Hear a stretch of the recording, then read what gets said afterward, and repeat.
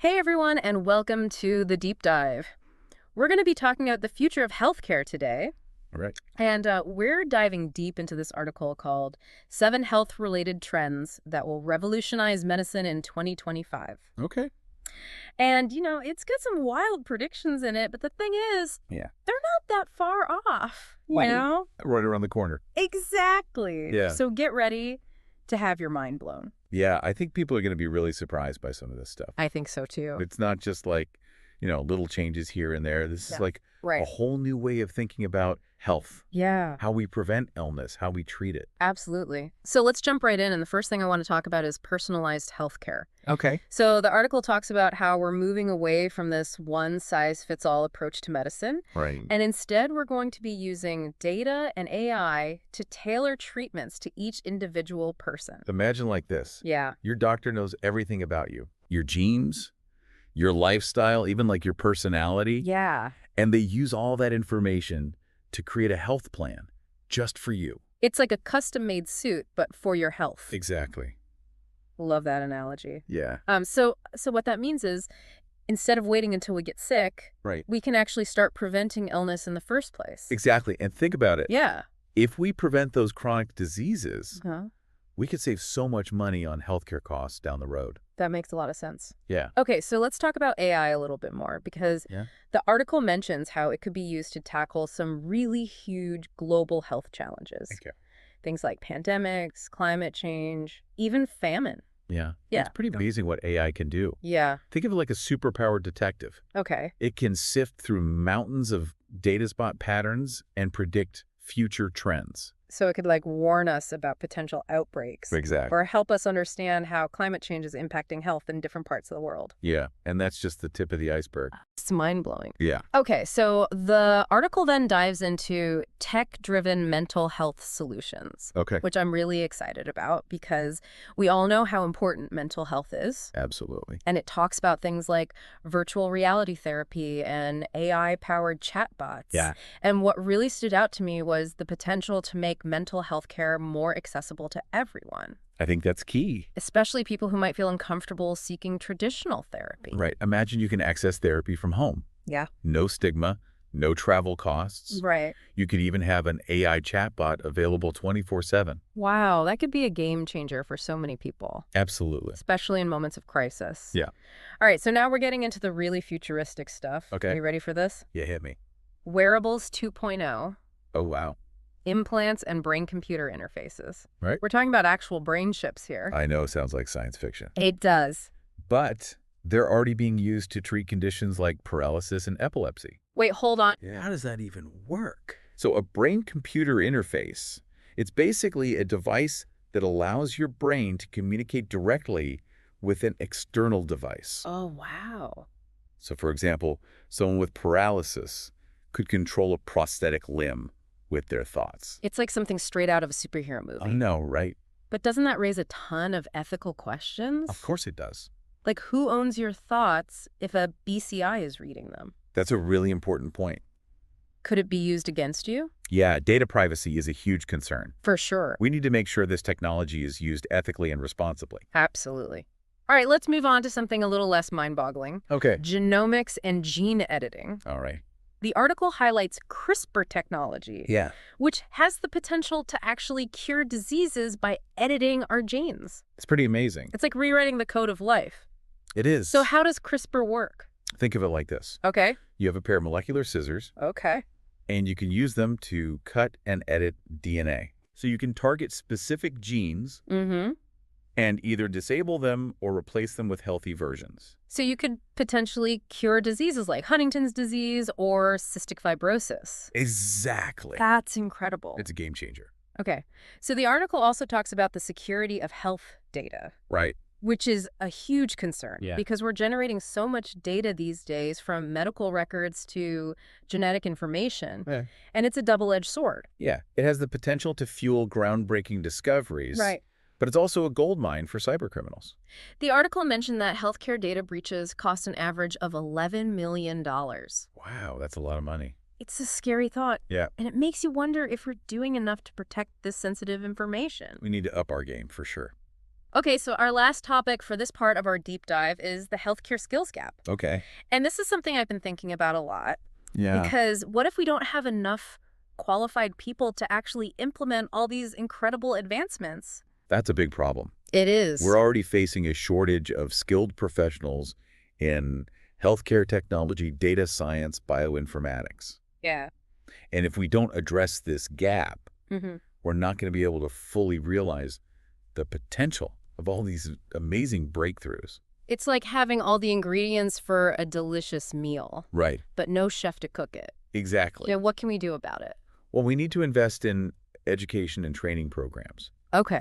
that equip professionals with the skills they need. Right. Think retraining programs, partnerships between universities and hospitals, Yeah. apprenticeships in these cutting-edge fields. So we need to create a whole new breed of healthcare professionals, Yeah. people who are comfortable with both the technology and the human side of healthcare. Absolutely. It's a massive challenge, It is. but also an exciting opportunity to reshape the future of healthcare. I agree. It's an exciting time to be in this field. It really is. Yeah. It's But going to be really interesting to see how it all plays out. yeah, for sure. So how do we go about closing this skills gap and making sure we're ready for the future? Well, I think we need to start thinking about building bridges. Okay. Bridges between hospitals and tech companies and schools. Yeah. We need training programs that give healthcare professionals the skills they need to work with all these new technologies. So we're talking about doctors and nurses who are as comfortable with algorithms as they are with stethoscopes. Exactly. And it's not just about technical skills either. Right. We also need to teach people how to think critically, how to solve problems, how to make ethical decisions. Because at the end of the day, technology is just a tool. Right. It's up to humans to use it wisely. Absolutely. You've given us a lot to think about so far. Yeah. What are some of the most important things you hope our listener takes away from all this? I think the biggest takeaway is that the future of healthcare is incredibly exciting. Yeah. There's so much potential to improve lives in ways we can only imagine right now. But it's a future we need to shape carefully and responsibly. Absolutely. Okay, so let's go back to personalized healthcare for a second, Okay. because the article really highlighted that as a game changer. Yeah. What might that look like in our everyday lives?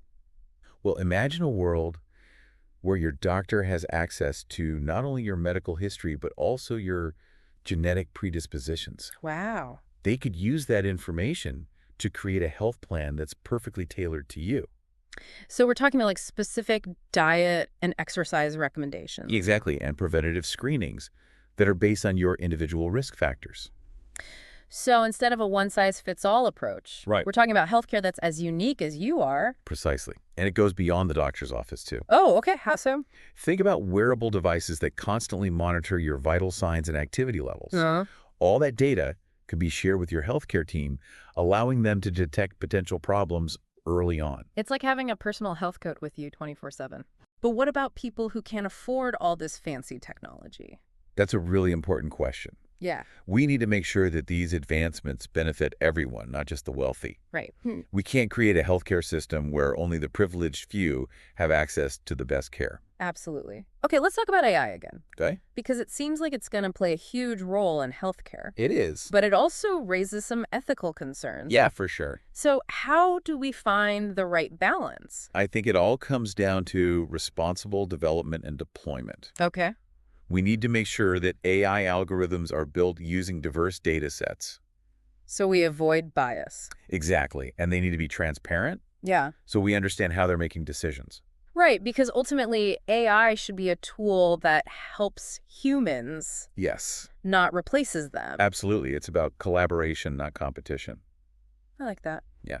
Okay, so let's go back to those brain-computer interfaces, the BCIs we talked about earlier. The article suggests they could revolutionize treatment for conditions like paralysis and epilepsy. They have the potential to be absolutely life-changing. Yeah, so how would that work in practice?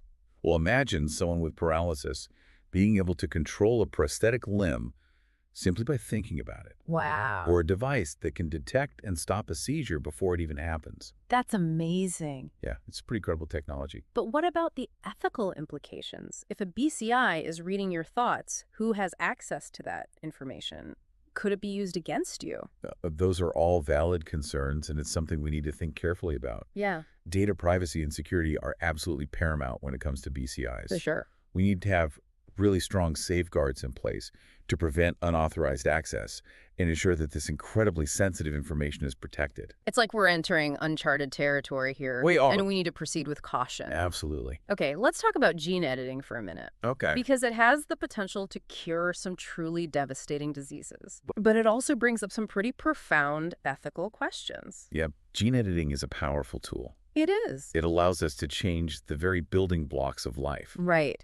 And while that holds immense promise for curing diseases, we need to be extremely careful about the potential risks and unintended consequences. For example, what if gene editing is used not just to cure diseases, Right. but to enhance human capabilities? That's a big question. Yeah, could we end up with a world where only the wealthy can afford to make themselves smarter, stronger, or live longer? That's a very real concern. Yeah, And it's something we need to have a serious discussion about as a society. for sure. What are the limits of gene editing? How do we ensure that it's used responsibly and equitably? These are big questions. They are. And there are no easy answers. Nope. Okay, so let's circle back to the issue of the healthcare skills gap. Okay. Because it seems like a major roadblock to realizing the full potential of all these advancements. It is a big challenge. Yeah, so what are some concrete steps we can take to address it? Well, I think we need to start by investing in education and training programs Okay. that give healthcare professionals the skills they need for this new era of medicine. So not just technical skills. Right, not just technical skills. But also things like communication, critical thinking, problem solving. Exactly. We need doctors and nurses who are both tech-savvy and compassionate. Right, because it's not just about training new professionals either. Right. We also need to give existing healthcare workers the opportunity to upskill and stay current. Absolutely. Yeah. We need to create a culture of lifelong learning in healthcare, Yeah. where professionals are constantly updating their knowledge and skills to keep pace with all the rapid advancements in the field. It's like a game where the rules are constantly changing. It is. Healthcare professionals need to be adaptable, quick on their feet, and eager to learn new strategies. I agree. Okay, so let's step back and look at the big picture. What does the future of healthcare look like if we successfully navigate all these trends and challenges? I envision a future where healthcare is more personalized, more preventative, and more proactive. I like that. A future where we use technology to empower people to take control of their own health.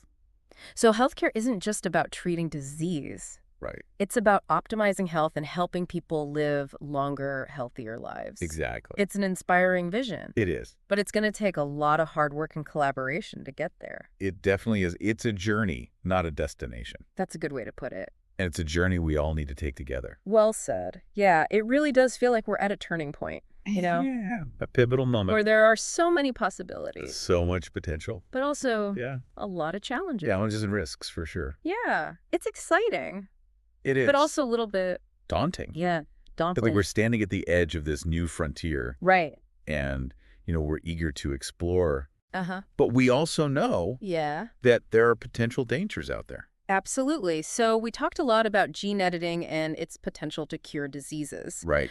But the article also touched on something even more radical, Yeah. using gene editing to enhance human capabilities. That's when things get really interesting. Yeah, like, are we ready for that? It's a big question. It is. Could we someday use gene editing to enhance intelligence or physical abilities or even lifespan? It's mind-blowing. It is. It's both fascinating and a little bit scary. Yeah, it makes you wonder, could we end up with a society where only the wealthy can afford these enhancements? Right. And that would create an even bigger divide between the haves and the have-nots. Exactly. It's a slippery slope. It is. And it's something we need to be very careful about. For sure. So we need to establish some clear ethical guidelines and regulations. Absolutely. We need to make sure that gene editing is used responsibly and that it doesn't exacerbate existing inequalities. Okay, let's shift gears a bit and talk about the healthcare skills gap again, Okay. because we've talked a lot about it. We have. But it's a really important issue. It is. And it seems like it could really hinder our ability to implement all these technological advancements. If we don't have the people to put these technologies to work, Right. then all this amazing potential is going to go to waste. Exactly. So what can we do right now? Well, we need to start investing in education and training programs Okay. that prepare healthcare professionals for the future. So not just technical skills, Right, not just technical skills. but also soft skills like communication and critical thinking and problem solving. Exactly. We need healthcare professionals who are both tech-savvy and human-centered. Right. It's not just about the technology. It's Right. about using the technology to improve people's lives. Absolutely. So we need to create a healthcare workforce that's equipped to handle the challenges of the future. And they can use these powerful tools with empathy and wisdom. Yeah, and it's not just about training new professionals either. Right. We also need to make sure that current healthcare workers have the opportunity to upskill and reskill, Yeah, we need to create a culture of continuous learning in healthcare. where professionals are constantly updating their knowledge and skills. Exactly, because healthcare is always evolving. It is. New discoveries are being made all the time. So healthcare professionals need to be adaptable and quick on their feet and eager to learn new strategies. Absolutely. They need to be lifelong learners. Yeah. Okay, so as we wrap up this deep dive into the future of healthcare, Yeah. I want to ask you one final question. Okay. What advice would you give to our listener who's probably feeling a mix of excitement and maybe a little apprehension about all the possibilities and challenges we've discussed? I would say embrace the excitement. Okay. The future of healthcare is full of potential, Yeah. and it has the power to improve lives in ways we can only begin to imagine. Uh-huh. So don't be overwhelmed by the rapid pace of change. Right. Stay informed, stay curious, Yeah. and participate in conversations about these crucial issues. Yeah, because your voice matters. It does. Everyone's voice matters. Absolutely. And, you don't have to be a scientist or a tech expert to contribute to shaping the future of healthcare. Right. Your perspective as a patient, as a caregiver, or simply as a concerned citizen is valuable. We all have a stake in this. Hey, dear. And by engaging in these conversations and asking tough questions, Yeah. we can help create a future of healthcare that benefits everyone. Well said. So thank you so much for joining us on this deep dive into the future of healthcare. My pleasure.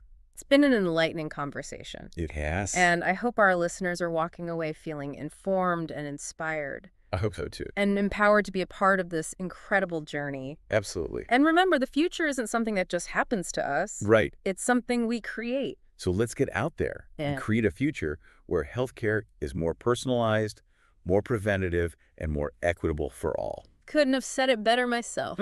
Until next time, stay curious, keep exploring, and let's keep striving for a healthier future for everyone.